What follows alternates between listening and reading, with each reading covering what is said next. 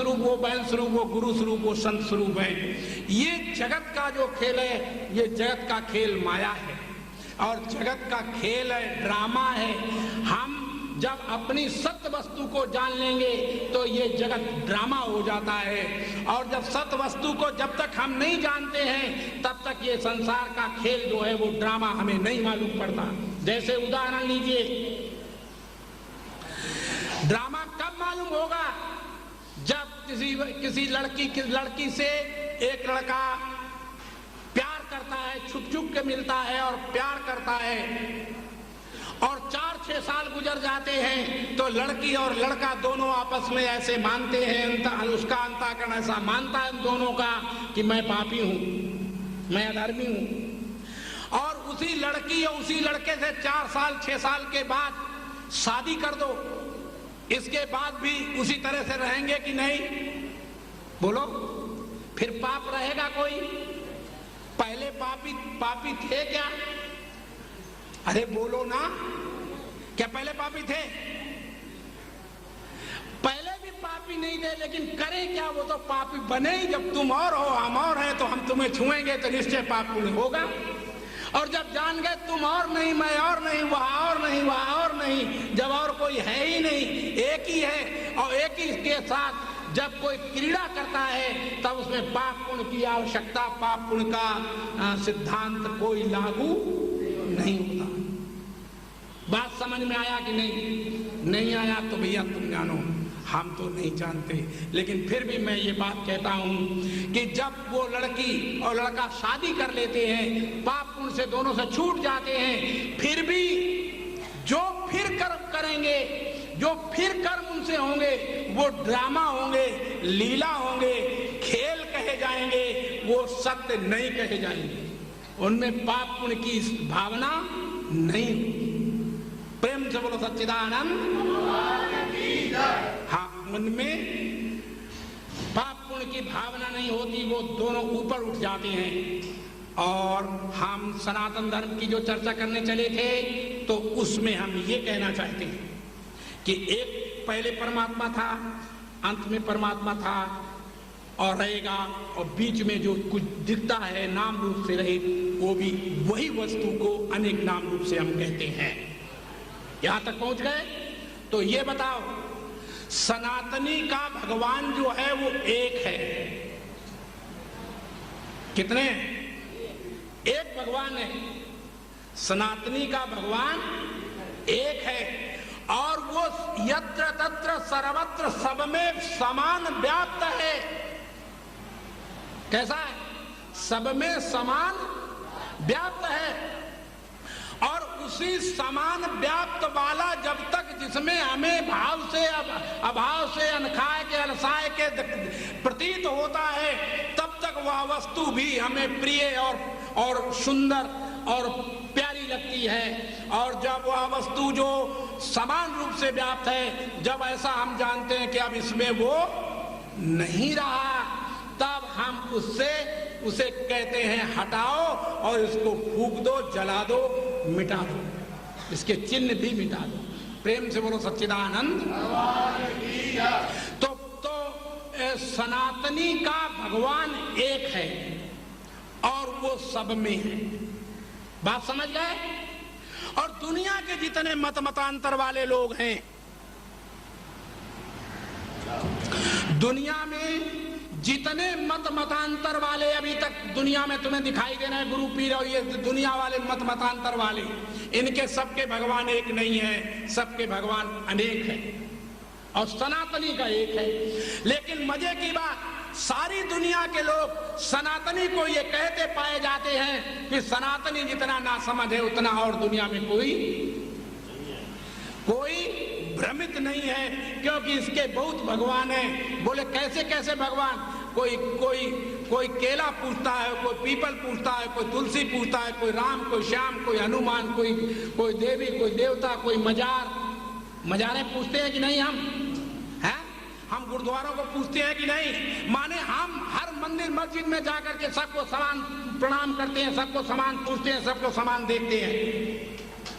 लेकिन मजे की बात, हम किसी को पूछते नहीं, ना हम पीपल को पूजते हैं, ना हम केला के पुजारी हैं, ना हम अपनी माँ बाप बहन बेटी गुरु पीर के पुजारी हैं। हम पुजारी अपने भगवान के हैं। हमारा भगवान जब तक उसमें है तब तक हम उसको पूजते हैं। देखिए, अगर केला हम जब पूजते हैं तो केले में भगवान को पूजते हैं, केले को नहीं पूजते, क्योंकि केले में भगवान है, केला भगवान नहीं है। इसीलिए तो केला भगवान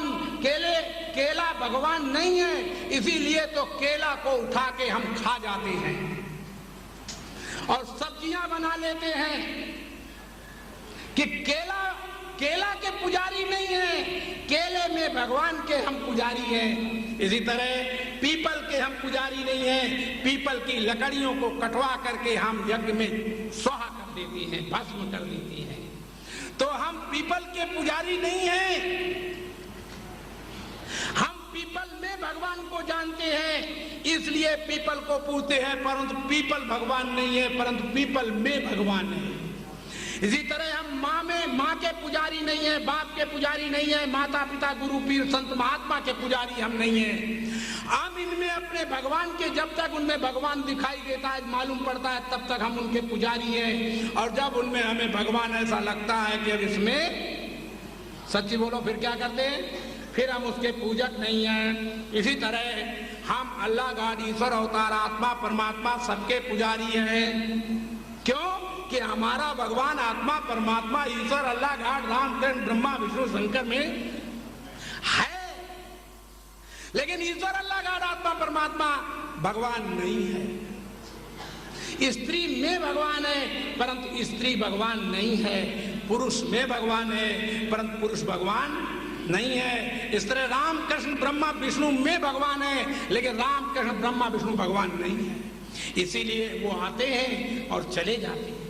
और बात समझने योग्य है, अगर आप समझ सकते हैं तो समझ लें कि मैंने तुम्हें बताया कि सनातनी दुनिया की हर वस्तु को पूछता है, यहाँ तक जिसको खाता है ना, जब थाली परोस के आती है तो उसको भी कहता है ऐसे चलेगा, वैसे घुमाएगा, या उसमें थोड़ी थोड़े किनारे किनारे तोड़ेगा रोटी के और दाल आल सब्जी में छुआ लेगा और वैसे रख देगा, पानी छिटक देगा और हाथ जोड़ लेगा, हे भगवान किनारे किनारे तुम्हें और बाकी हमें, फिर खा जाएगा। प्रेम से बोलो सच्चिदानंद। माने वहां कोई भगवान दूसरा नहीं है, भगवान तो तुम्हारे अंदर बैठा हुआ है। वहां वो किनारे किनारे भगवान को नहीं, भगवान को सर्वस्व खिला देता है, सर्वस्व देता है। क्यों? क्योंकि भरत ने ये कल बताया था मैंने कि संपत्ति सब रघुपति के आही, जो बिन जतन चलो तजिताही, तब परिणाम न मोरी बढ़ाई। तब परिणाम क्या है उसका? मेरी क्या बढ़ाई है? संपत्ति किसकी है? भगवान की। तो भगवान की संपत्ति में अल्लाह आता है कि नहीं, गॉड आता है कि नहीं, ईश्वर आता है कि नहीं, राम आता है कि नहीं, ब्रह्मा विष्णु शंकर आते हैं कि नहीं? क्योंकि जितने नाम रूप हैं ये सारे नाम रूप एक परमात्मा के हैं, ये सब कुछ उसमें आता है। इसलिए सनातनी जो है किसी भी वस्तु, यहाँ तक कपड़ा जब पहनता है तो कपड़े को भी प्रणाम करता है। सच्ची बोलो। मकान में घुसता है तो मकान के पैर छू लेता है, दुकान में जाता तो दुकान को पैर छू करके खोलता है कि नहीं? माने सनातनी तब दुनिया के नाम रूपों का पुजारी नहीं है, वो अपने भगवान एक का पुजारी है। इसलिए उसने एक भगवान जाना है। और जिन्होंने, अब देखना, ये तो रहा सनातनी जो किसी को पूजने में हिचकता नहीं है, लेकिन जो सनातनी नहीं है, सनातनी से अलग जितने मत मतांतर वाले दुनिया में लोग हैं, वो कहते हमारे गुरु को, अपने गुरु को पूजना और दूसरे को मत पूजना, अब अपने मंदिर जाना और दूसरे के मंदिर में मत जाना। अब बोलो, उनके भगवान अनेक हैं कि हमारा एक है, और उनके, क्योंकि उनके हमारे मंदिर में भगवान नहीं है, उनके अपने मस्जिद में भगवान है, उनके अपने गुरुद्वारे में भगवान है, उनके अपने गिरजाघर में भगवान है। वो हमारे में भगवान को नहीं जानते, इसलिए उनके भगवान अनेक हैं और हमारा भगवान सनातनी का भगवान एक है। इसलिए सनातन धर्म की जो व्याख्या है वो ये है कि सनातनी दुनिया में ऐसी कोई वस्तु नहीं। शायद आप समझते हैं कि नहीं, लेकिन फिर भी मैं तुम्हें याद दिलाता हूं कि दीपावली होती है। दीपावली के दिन पहले दिन, दीपावली से एक दिन पहले हम दीपक सबसे पहले कहां जला के रखते हैं? अरे गंदगी में, जहां पर हम टट्टी पेशाब मल मूत्र को त्याग करते हैं वहां रखते हैं, नहीं रखते पहले दिन। माने वहां भी हम पूजा करते हैं। तो मत समझ लेना कि हम किसी की पूजा नहीं करते, लेकिन ये दुनिया वालों की बात नहीं है, ये सनातनी की बात। इसलिए सनातनी का भगवान एक और वो सब जगह, और दुनिया वाले तो झूठ बोलते हैं, कहते हैं कि मेरा अल्लाह जो है सब जगह है। तो सब जगह है तो मेरे में नहीं है? जिसके तुम चाकू लेके और उसका जीवे करते हो उसमें भगवान नहीं है, अल्लाह नहीं है क्या? मैं पूछता हूं है कि नहीं? तो फिर जीवे कैसे हो गई? कैसे हो गई? माने जो तुमने मारा किसी को तो वो कैसे मारा? तुम्हें हिंसा कहां से आ गई? माने द्वैत कहां से आ गया कि इसको बलि दे करके हम सीधे स्वर्ग पहुंचा देते हैं या भगवान के पास पहुंचा देते हैं? याद रखो, जैसे बलि तुम दूसरे के दे के भगवान के पास पहुंचा देते हो, वैसे एक बार अपने को बलि देकर देखो। प्रेम से बोलो सच्चिदानंद। हाँ, अपने को कोई बलि नहीं देता, दूसरे की बलि तो सभी लोग चढ़ाना जानते हैं। और जो लोग समझदार और ज्ञानी और होश में आते हैं वे अपनी बलि पहले देते हैं। अपनी बलि कैसे पहले देते हैं वो तुम्हें सिद्धांत समझाता हूं। मैं शरीर नहीं हूं, मैं नाम रूप नहीं हूं, इसके बाद जो मैं रह गया वो नाम रूप से रह गया, नाम रूप से अलग रह गया, तो मेरे सब नाम रूपों की बलि चढ़ गई कि नहीं? अच्छा कि हमें चाकू लेके तलवार निकाल के चढ़ाना पड़ेगा? तलवार निकाल के हमको चढ़ाना नहीं पड़ेगा। हम ज्ञान से सारे ब्रह्मांड को प्रलय कर देते हैं। ज्ञान से क्या कर देते हैं? इसलिए नानक साहब ने कहा ज्ञान उदय फिर कर्म विनाश। ज्ञान के उदय काल में कर्म ज्ञानी का नहीं रहता। ज्ञान के उदय काल में ज्ञानी का कर्म, ज्ञानी के कर्म का फल नहीं भोगना पड़ता। भगवान कृष्ण कहते हैं कि हे अर्जुन, ये जो ज्ञानी है वो तो साक्षात मेरा स्वरूप है। वो साक्षात कौन है? वो साक्षात मेरा स्वरूप है, वो और कोई नहीं है। तो साक्षात जब मेरा स्वरूप है तो तुम कौन हो? आइए आज इस बात की भी हम तुम्हें सफाई कर देते हैं कि तुम ज्ञानी हो कि नहीं। दुनिया में एक भी प्राणी जड़ चेतन ऐसा नहीं है जो ज्ञानी नहीं है। जड़ भी ऐसा नहीं है और चेतन भी ऐसा नहीं है कि जो ज्ञानी नहीं है। तो तुम कहो महाराज बताइए कैसे? तो मैं समझाता हूं कि देखो तुम ज्ञानी हो कि नहीं। ज्ञानी तुम जैसा समझते हो, तुम तो ज्ञानी की गलत व्याख्या जानते हो। तुम्हें होश ही नहीं कि ज्ञानी की व्याख्या क्या होती है और वेद शास्त्रों में ज्ञानी की क्या व्याख्या है। ज्ञानी की व्याख्या में आता है वेद शास्त्रों में कि ज्ञानी वो है जो इतना जाने कि इसको मैं जानता हूं, ये जानता हूं, और इसको मैं नहीं जानता, ये जानता हूं, वो आदमी ज्ञानी है। बात समझ में आई कि नहीं? इसको मैं जानता हूं और इसको मैं नहीं जानता हूं। तो नहीं जानता ये जानता हूं और जानता हूं ये जानता हूं, इसलिए मैं ज्ञानी हूं। नहीं समझ में आया? तुम्हारी खोपड़ी काम कर रही कि नहीं?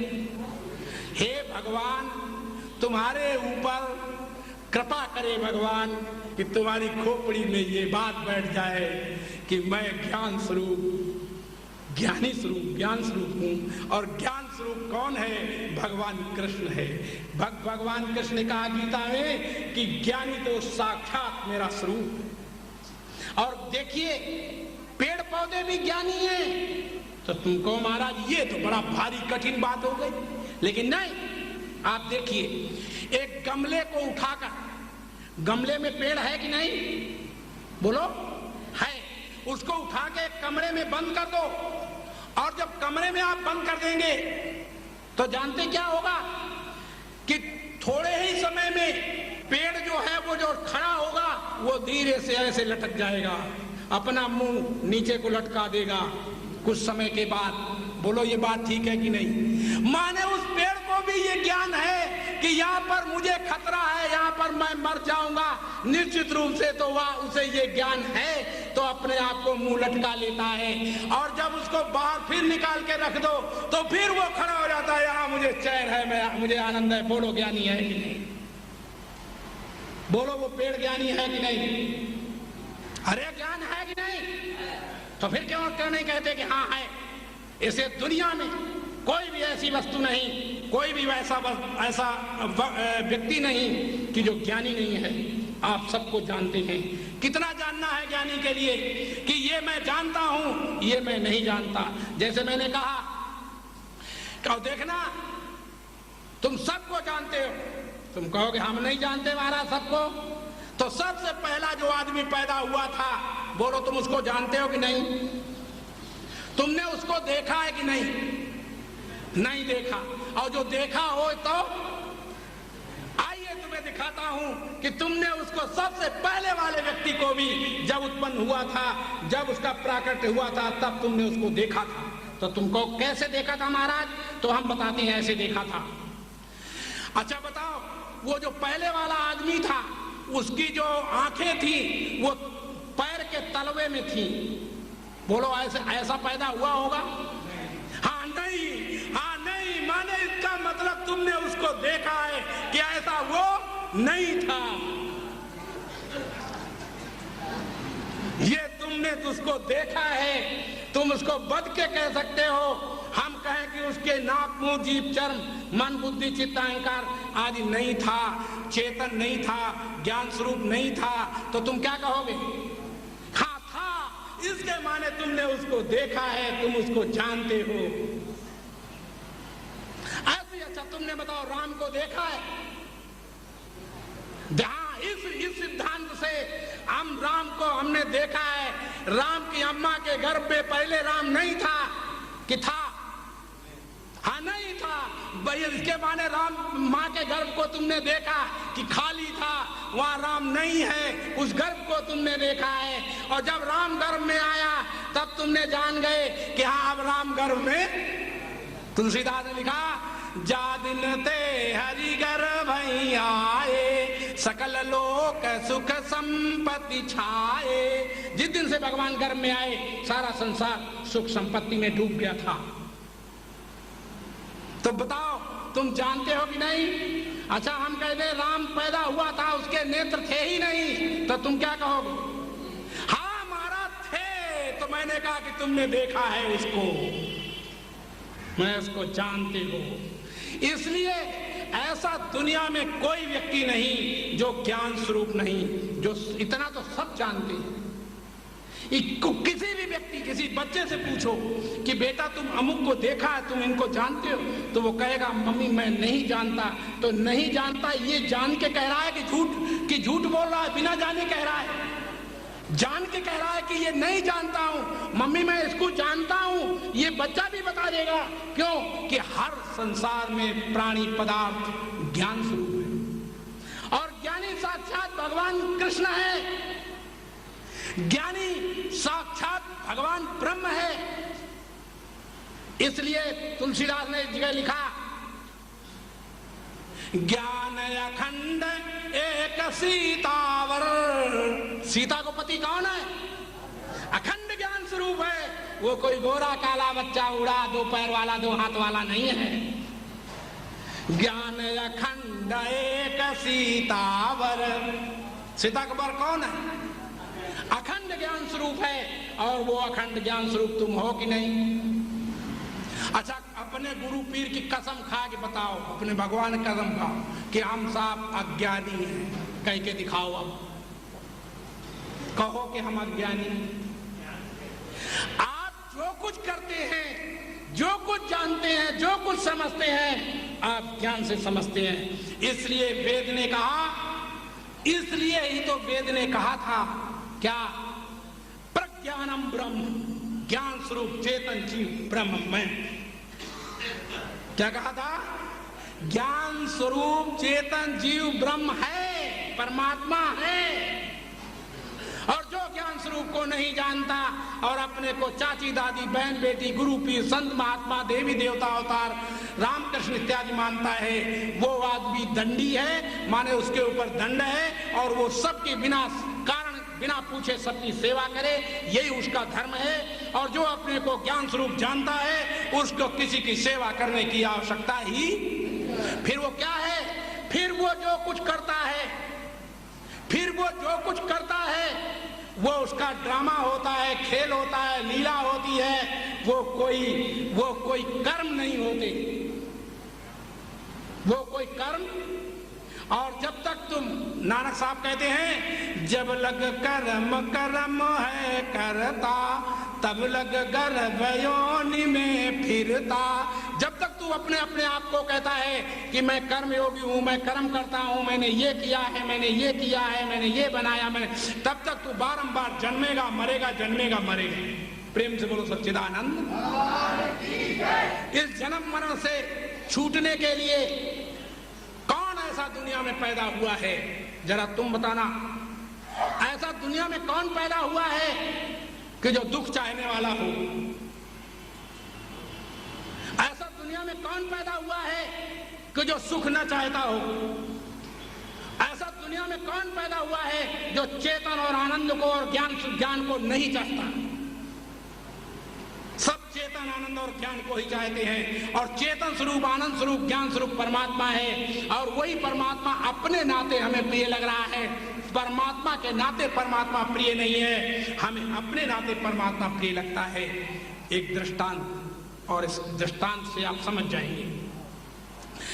एक याज्ञवल्क्य ऋषि इतने बड़े हुए हैं, वेद के अंतर्गत उनका वर्णन है, श्रुति में उनका वर्णन है। तो याज्ञवल्क्य ऋषि जो हैं, वो जब सारी दुनिया के विद्वानों को परास्त कर चुके, परास्त माने उनसे शास्त्रार्थ हुआ है सारी दुनिया के विद्वानों का, और वो जो शास्त्रार्थ की किताब पढ़नी हो तो उस पुस्तक का नाम है बृहदारण्यक उपनिषद। क्या है? बृहदारण्यक उपनिषद। और उस बृहदारण्यक उपनिषद जो है, उसके अंदर आप पढ़ सकते हैं, देख सकते हैं, जब उन्होंने सारे विद्वानों के सारे जवाब ठीक ठीक दे दिए, सबने स्वीकार कर लिए विद्वानों ने, तो सबने उठ करके याज्ञवल्क्य को तिलक किया। याज्ञवल्क्य को क्या किया? तिलक किया। उसमें एक ऋषि ऐसा था कि जिसने याज्ञवल्क्य को बिल्कुल मानने से इनकार कर दिया, कोई बात मानने को याज्ञवल्क्य की राजी नहीं हुआ और याज्ञवल्क्य को गाली देता रहा। तो याज्ञवल्क्य ने अपने मुख से कहा कि देख ऋषि, उसका नाम था साकल्य। साकल्य ऋषि जो था वो माना नहीं, गाली देता रहा खड़े होकर के। याज्ञवल्क्य ने कहा, अरे साकल्य देख, ये जो ज्ञान की चर्चा मैं कर रहा हूं, ये मेरा ज्ञान नहीं है, ये मुझे सूर्य ने दिया है, और ज्ञान के ऊपर तू कलंक कीचड़ उछाल रहा है। और तुम, मैं नहीं जानता, कहीं सूर्य अगर प्रकट ना हो जाए, और अगर प्रकट हो गया तो तुझे भस्म कर देगा। और साकल्य जो था नहीं माना, गाली देता ही रहा, शब्द कहता ही रहा, तो सूर्य प्रकट हो गया। क्या हो गया? सूर्य प्रकट हो गया, क्योंकि ज्ञान का अपमान दुनिया में कोई सहन नहीं कर सकता। और हुआ ये कि सूर्य प्रकट हो गया, सबके सामने साकल्य जल गया, भस्म हो गया, खड़े खड़े भस्म हो गया। और यहां तक फिर ज्ञान की अपमान करने वाले की अंतिम गति क्या हुई वो भी सुन लो। साकल्य के जो चेले थे, तो उन्होंने उसकी जो राख थी, राख, क्योंकि वो तो ऐसे भस्म हुआ कि हड्डी गुड्डी रही नहीं, पोटली में बांधनी पड़ी राख, चेलों को।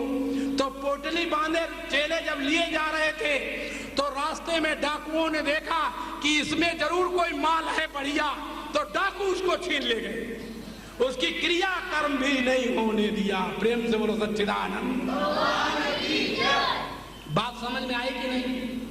अच्छा, उस याज्ञवल्क्य की चर्चा मैं करता हूं जब सारे विश्व को उन्होंने परास्त कर दिया, कोई भी उनके सामने नहीं रहा, सबने तिलक किया।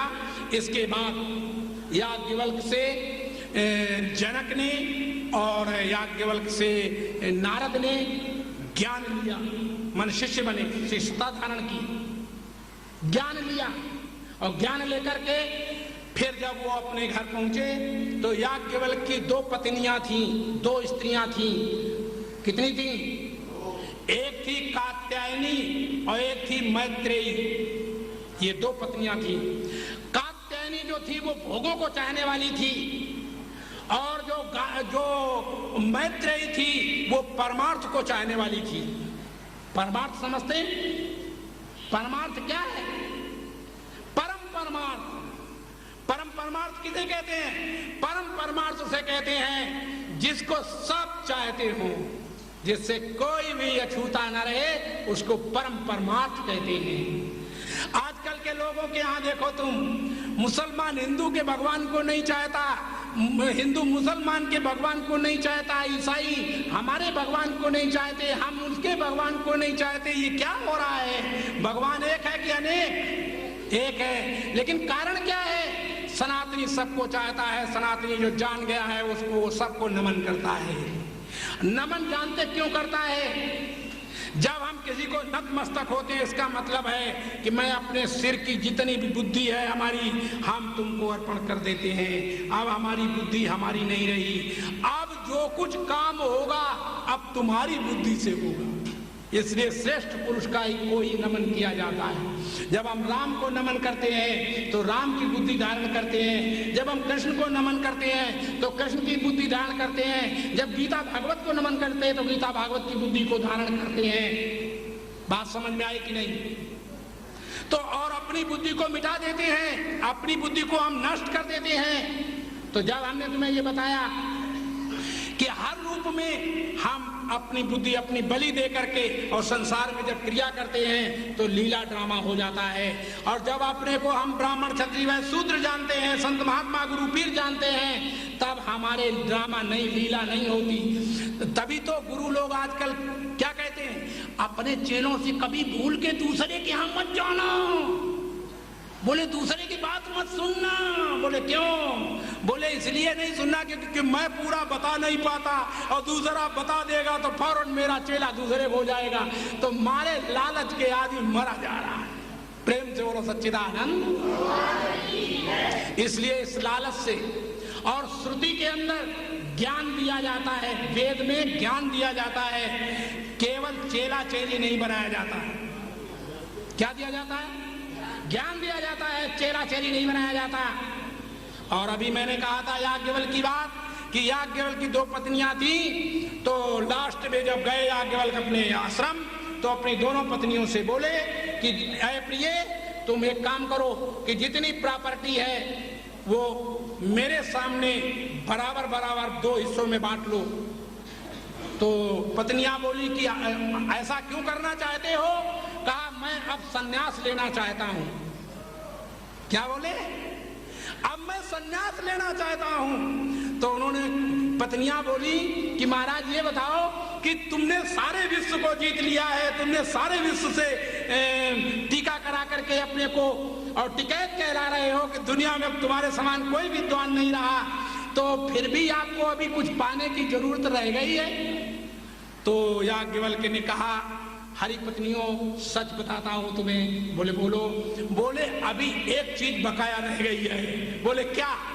बोले जब मैं प्यासा होकर के और जंगल में गिर जाऊंगा और प्यास से तड़पूंगा और वहां कहीं पानी नहीं होगा, कोई आसपास पुरुष नहीं होगा, तो वो जो तड़पने में मौज आएगी, आनंद आएगा, अभी उस आनंद से मैं वंचित हूं।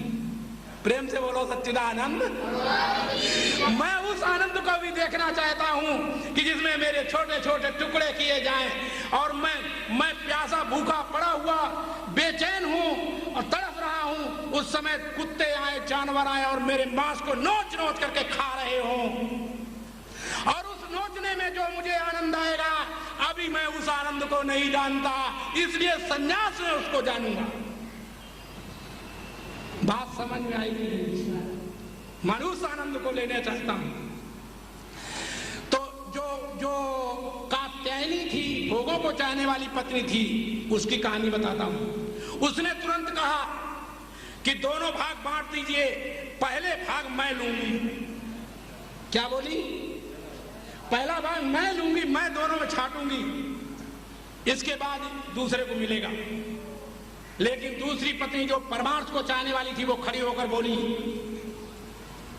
कि प्रिय, अपने पति से बोली, प्रिय आत्मन, ये बताइए कि जो तुम मुझे बांट के दे रहे हो, बंटवारा करके दे रहे हो, जो हिस्सा मुझे दे रहे हो, वो हिस्सा जो तुम मुझे दे रहे हो, उससे मैं एक बात पूछती हूँ। बोले क्या?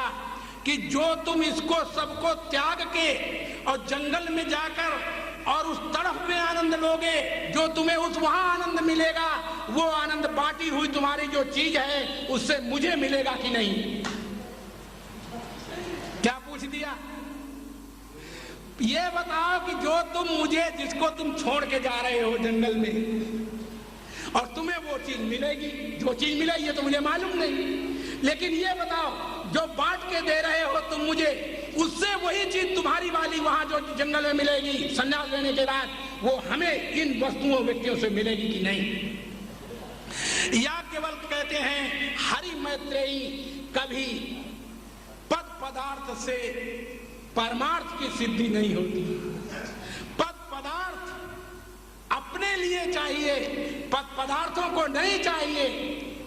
बताओ, पद पदार्थ चाहिए, पद पदार्थ तुम्हें दिया जाएगा, पद पदार्थ तुम्हें दिया जाएगा, लेकिन देने से एक सेकंड, लेने से एक सेकंड पहले तुम मर जाओगे।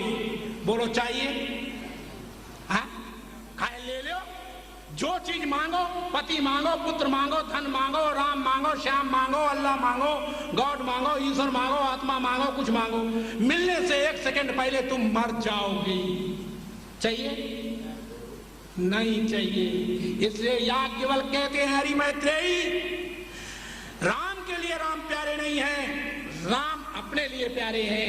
पत्नी के लिए पत्नी प्यारी नहीं है, पत्नी अपने लिए प्यारी है। पति के लिए पति प्यारा नहीं है, पति अपने लिए प्यारा है। इसीलिए धन के लिए धन प्यारा नहीं है, धन अपने लिए प्यारा है।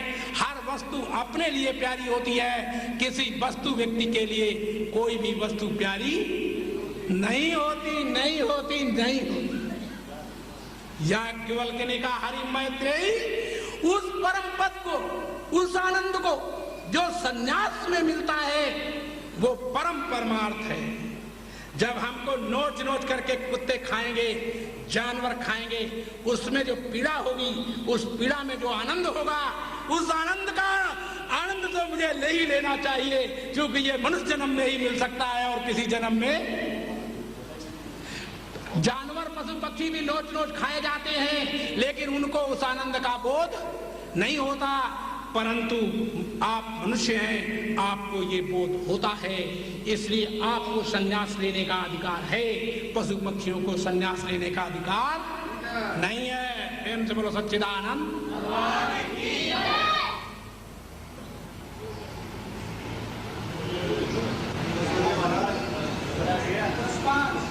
अच्छा, बहुत बहुत धन्यवाद। सुनिए, मैंने तुम्हें बताया, बोलो, पति के लिए पति प्यारा है कि पति अपने लिए प्यारा है? अच्छा, धन के लिए धन प्यारा है कि धन अपने लिए प्यारा है?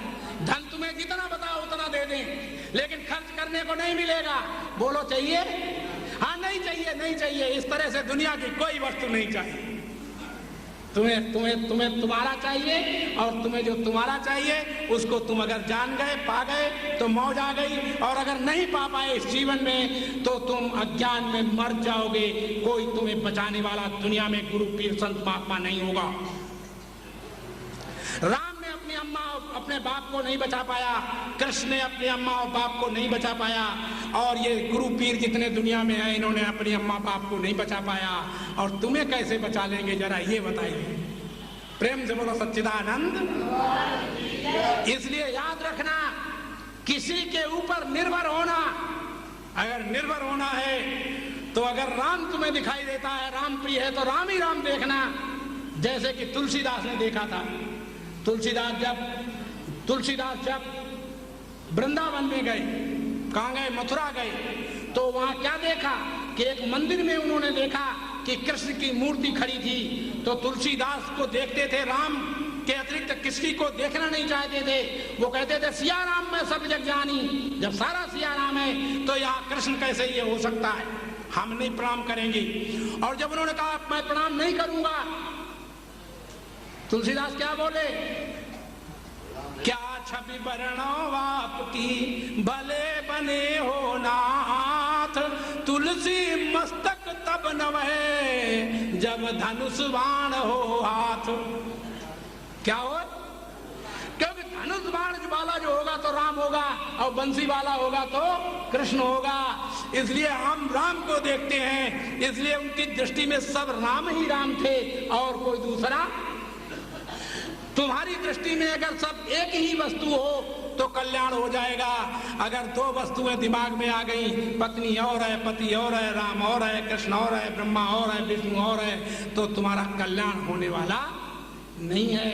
इसलिए कल्याण होता है जब कोई एक स्थिति में आता है। इन्हीं शब्दों के साथ हम अपनी वाणी को विराम देते हैं और फिर बोलते हैं, हम साथ साथ बतलाते हैं,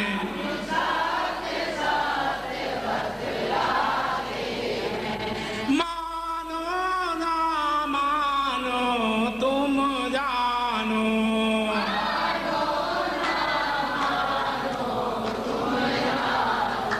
निज अनुभव तुम्हें सुनाते हैं,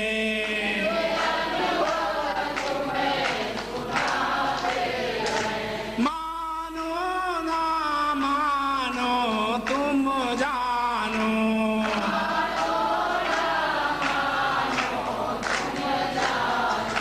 जब नाम रूप गल जाता है,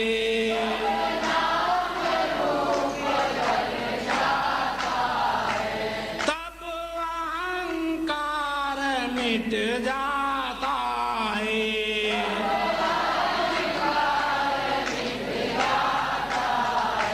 फिर मोक्ष पदार्थ पाता है,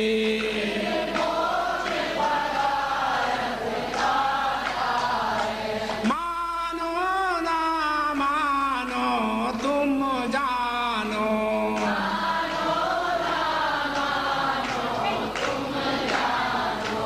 इस धर्म का पालन जो करते,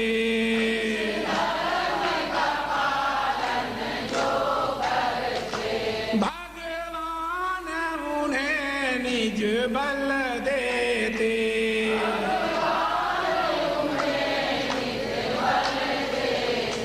वे अमृत जीवन पा लेते,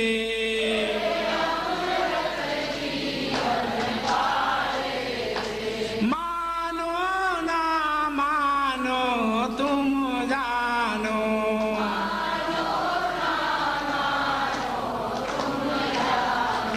हम सत्य सत्य बतलाते हैं,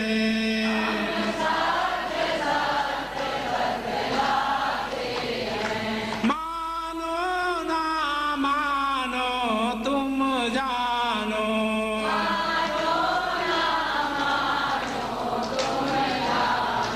जितना मैंने अभी तक तुम्हें समझाया, काश मेरे समझाने के तुम जब सत्य नहीं समझोगे, सत्य नहीं जानोगे, तो और मेरे समझाने पर मखौल उड़ाओगे, मेरी वाणी पर तुम जब मेरी वाणी का मखौल उड़ाओगे तो आपकी अंततोगत्वा स्थिति क्या होगी, वो भी कान खोल के सुन लो। तब काल भेड़िया आवेगा,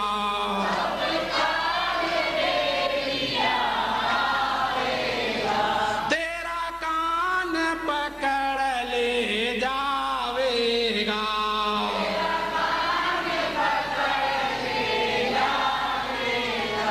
अवधूत पड़ा रह जावेगा,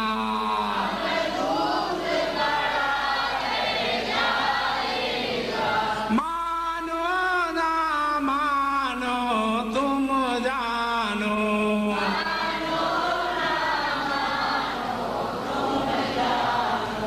हम सत सत बतलाते हैं,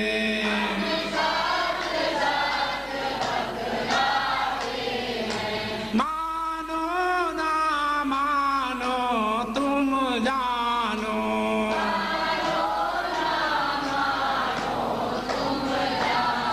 प्रेम से बोलो सच्चिदानंद भगवान की, बोलो कृष्ण बलदेव की, बोलो रामचंद्र महाराज की, बोलो सनातन धर्म की।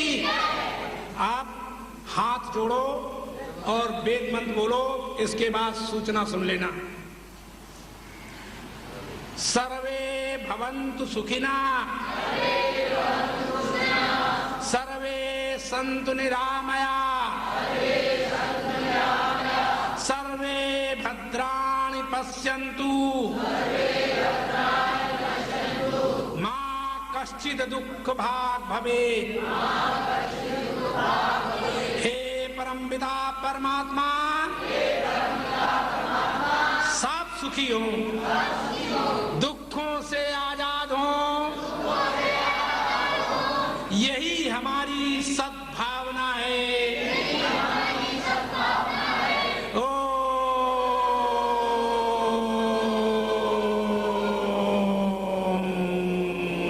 शांति शांति शांति। अब हमारे मंच मंत्री आपको अपनी सूचना जरा दे दें, आप उनकी सूचना को जरा सावधान पूर्वक थोड़ी देर के लिए सुन लें, इसके बाद